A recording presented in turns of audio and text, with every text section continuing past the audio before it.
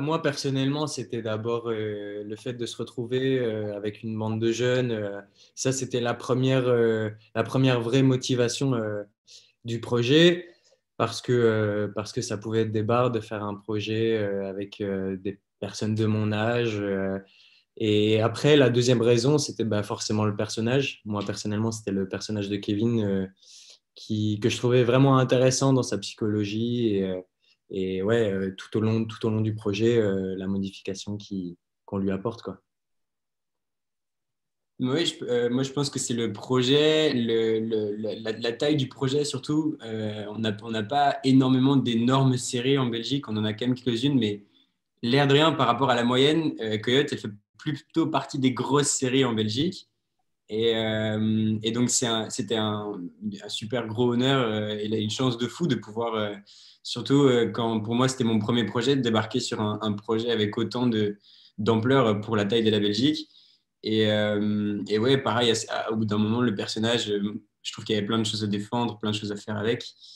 Et puis du coup, ouais, forcément, le format de la série qui du coup est si long enfin, en termes de tournage, je veux dire qui du coup est un vrai terrain de jeu et un vrai terrain d'entraînement et la meilleure école possible. Je dirais que j'ai mis un peu de temps avant de comprendre l'ampleur du projet. Déjà, au départ, j'étais castée pour un autre rôle, pour le rôle de Marie et pas celui de Mangouste. Donc, je ne savais pas du tout quel était le rôle de Mangouste avant vraiment la toute fin, quoi. Et puis, vu qu'on n'avait pas reçu les scénarios pendant le casting, on avait juste reçu une sorte de gros dossier qui parlait d'une note d'intention esthétique au niveau de la musique, etc., qui m'avait déjà vachement intéressée. Mais le scénario en tant que tel, on l'a tous découvert une fois qu'on était déjà pris pour les rôles. Et ça a juste confirmé le fait que j'avais super envie de faire ce projet, quoi.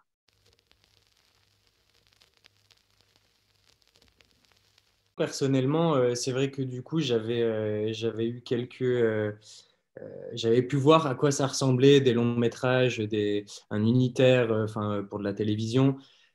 Et donc le fait de me retrouver sur une série, c'était l'occasion de bosser le physique, savoir tenir sur la longueur un personnage principal, parce que voilà, Kevin, il est presque là dans tous les plans, avec presque tous les personnages, il fait le lien entre tous. Donc moi personnellement, ouais, ça m'a fait kiffer de tourner 3 mois, de pouvoir explorer, chercher, non pas tout seul, mais aussi ben, voilà, avec les collègues, avec le réalisateur. Enfin, c'est ça qui est important au final dans le projet, c'est que du coup, on a vraiment pu travailler un maximum euh, tout notre personnage.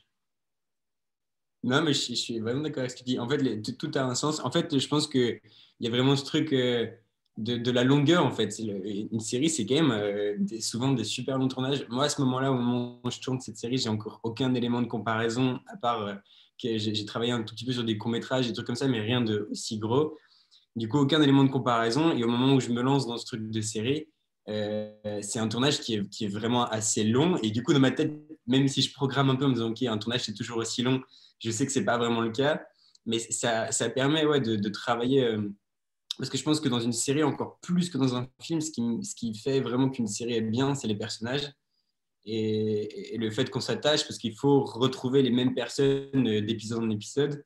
Et du coup, nous, en tant que comédiens, c'est vraiment l'occasion de chercher un développement, de chercher de l'avoir tellement au quotidien, le personnage, que du coup, c'est un vrai travail. En fait, moi, j'avais déjà tourné dans des longs métrages, mais avec des rôles vraiment secondaires, quoi. Et c'est vrai que c'est un super chouette plaisir de pouvoir venir tous les jours ou presque sur un plateau. Parce que là, on tournait pas mal au Luxembourg et donc ça veut dire que le dimanche soir, il y avait un peu une routine du dimanche soir, on part de Bruxelles ou de Louvain-la-Neuve, par exemple, pour Cassim. Euh, on, on arrive au Luxembourg, on est ensemble, puis on passe toute la semaine ensemble et le vendredi on repart. Donc il y a quand même un chouette plaisir de se dire que voilà, c'est quelque chose qui est régulier tous les jours. On travaille ce personnage comme disait Cassim. Et puis ça permet aussi d'être vachement en confiance, de rencontrer l'équipe et de les connaître vraiment bien. C'est un peu la deuxième famille qu'on a à ce moment-là.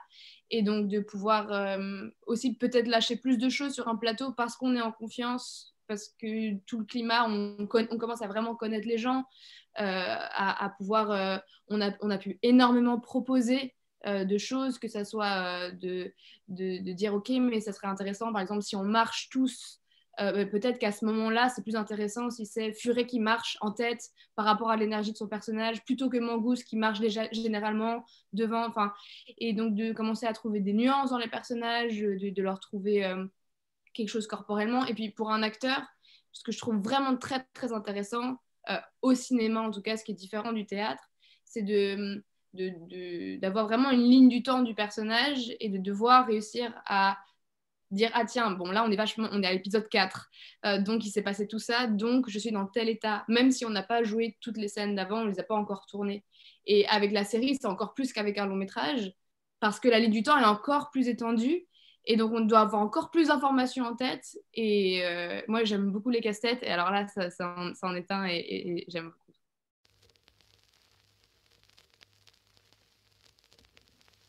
Kevin, déjà c'est le seul qui a jamais fait de camp scout, donc il est à part à ce niveau-là, et en même temps il connaît très bien Furet, ils sont amis déjà de longue date, j'imagine. Il vient avec un autre élément, c'est qu'il est le frère d'un des grands chefs d'Obermann, qui est un peu la terreur du camp scout. Et on comprend assez vite qu'il touche un peu à différentes drogues. Et donc, il arrive sur ce camp scout, il n'a pas du tout envie d'être là de base. Il est quand même avec son meilleur ami, donc ça va. Mais assez rapidement, il aurait envie de quitter le camp et d'aller voir un peu ce qui se passe dans le village ailleurs. Et il va rencontrer donc une fille, Marie, et ça va un peu être l'élément qui permet aux scouts de sortir du cadre juste du scoutisme, quoi. C'est lui qui va trouver les diamants qui vont, voilà. C'est lui qui va venir amener un peu toutes les petites épices, quoi. Les petits ingrédients qui vont faire que la situation ne reste pas stable et n'est pas juste un bête camp scout qui se passe très bien et où il se passe rien. Et c'est un personnage qui est assez auto-centré au début, qui compte vraiment que sur lui-même parce qu'il a appris toute son enfance à compter que sur lui-même parce que vu la violence de son père, vu la violence de son frère aussi, il s'est rendu compte qu'il pouvait compter que sur lui-même. Et donc il a du mal à faire confiance aux autres. Et ce qui est beau avec ce personnage-là, c'est qu'au fur et à mesure des épisodes, on va voir qu'il commence à se laisser aller, à faire confiance et à intégrer un peu malgré lui les valeurs du scoutisme qui sont aussi le partage, etc. Furet, donc c'est un pilier un peu des Coyotes. C'est la personne à qui on va facilement parler, qui réfléchit beaucoup à ce qu'il aurait fait à la place des autres, donc qui remet beaucoup de choses en question, peut-être aussi lui-même à certains moments. Et non, c'est quelqu'un sur qui du coup on peut avoir confiance en fait, parce que du coup dès le premier épisode on installe cette ambiance de voilà, Furet c'est la personne sur qui on peut compter, qui sera toujours là, et surtout pour mon personnage du coup qui est très voilà, personnel comme elle disait Sarah, ça fait vraiment un gros du pote qui comprend pas vraiment ce que c'est au final être pote, et de l'autre qui est totalement dans l'inverse de mec, je sais pas, réalise un peu ce qui se passe, quoi. Donc, c'est ouais, quelqu'un de cérébral et amical. Voilà. Pas mal, j'aurais pas dit mieux. Et pour Mangouste, c'est également un pilier des Coyotes, mais après, bon, vu la taille du groupe, tout le monde est un peu pilier du groupe, ouais. mais c'est évidemment aussi un pilier du groupe. Et en plus d'être le pilier, c'est la chef des Coyotes. C'est elle qui a le leadership et qui est assez étonnante à ce travail-là, parce qu'il y a un truc que je trouve qui est assez drôle en plus dans la série. C'est le côté où elle est vraiment autoritaire pour du vrai. Il y a un truc où tout le monde... il n'y a pas de re-questionnement. Quand c'est Mangouste qui prend la décision, ça y est, c'est fait, c'est acté, quoi. Et Mangouste, du coup, ouais, c'est une fille qu'on apprend au début de l'histoire qui a envie de faire des grandes études et tout ça, qui n'a pas l'argent pour, et qui, dans la série, va se retrouver dans une situation où elle pourrait débloquer cet argent, mais qui, du coup, va apporter un nouveau trait de sa personnalité qui est un peu obsessif et trop jusqu'au boutiste sur certains aspects. jusqu'au boutiste, ça peut être une qualité, mais chez Mangouste, c'est parfois presque un défaut tellement c'est fort. Et je pense que c'est un peu là qu'on va voir la variété du personnage, quoi, tous les différents travers. Et ouais, non, que dire de plus, ouais, c'est Mangouste, quoi. C'est pas mal, hein.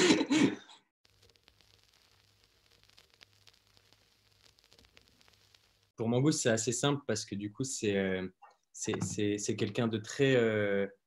enfin, elle combat beaucoup. Elle est très bagarreuse dans ses idées, c'est-à-dire qu'elle reste beaucoup sur ses idées. Et je peux faire un parallèle avec le fait que la Mangouste, c'est quelqu'un de très obstiné. Quand elle se bagarre avec le serpent, elle va gagner jusqu'au bout.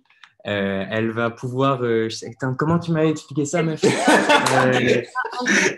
Sur Internet, sur YouTube, tu peux trouver des vidéos de mangoustes qui se font des combats contre des serpents et c'est les mangoustes qui gagnent parce qu'elles résistent au venin des serpents.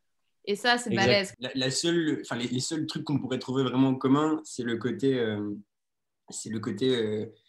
un peu agile qu'il a, le furet. Tu vois, il y a un truc qui est très... En plus, c'est un animal, quand tu le regardes vraiment bien, il a un côté très élancé et très, très agile comme ça. Et c'est un truc, je pense qu'on pourrait retrouver un peu dans le côté un peu acrobatique. J'avoue, parce qu'il y a quand même des scènes qui ont été supprimées au montage. Un peu de maîtrise, quoi. Non, d'arts martiaux, ouais, voilà. de maîtrise d'acrobatique, quoi. Ouais.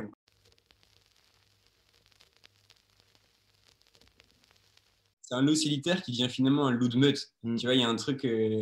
au début, c'est ce personnage très solitaire, mais au final, ce qu'il apprend au fur et à mesure de la série, c'est à vivre en meute. Ouais. Et du coup, il y a le loup, pour ça, je trouve que ça marche assez bien. Sinon, il y a le titre de la série, quoi, qui est pas trop mal.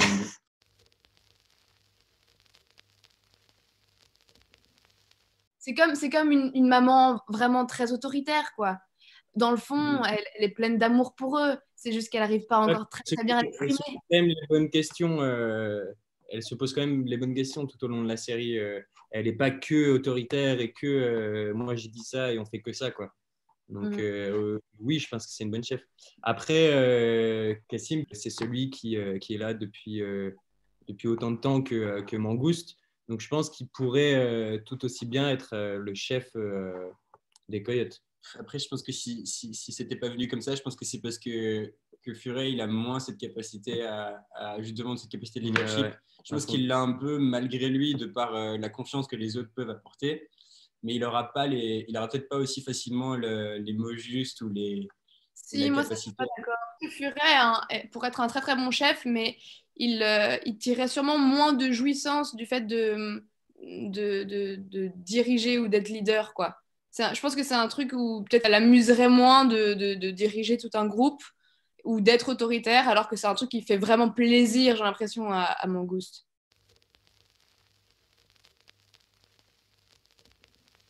On verra. on verra. En fait, nous, on n'a pas de vraies informations à donner pour le moment, malheureusement. Après, on verra. En fait, ça ne dépend pas que de nous. Nous, on a tout ce qui fait l'expérience. Hein, mais ça dépend pas. Nous, on a donné tout ce qu'on pouvait donner maintenant. On continue encore de faire certaines interviews. Mais c'est vrai que maintenant, c'est plus nous qui avons la main là-dessus, c'est au-dessus, quoi. Après c'est toujours ça aussi. Il faut voir s'il y a une chouette histoire à raconter, s'il y a quelque chose d'intéressant. Parce que c'est toujours le défi d'un saisons, que ce soit un film ou une série, il y a toujours un truc, il faut avoir quelque chose qu'on peut encore raconter. Je pense qu'il y a des choses à raconter, mais il faut trouver quoi. Le bon sujet. Ouais.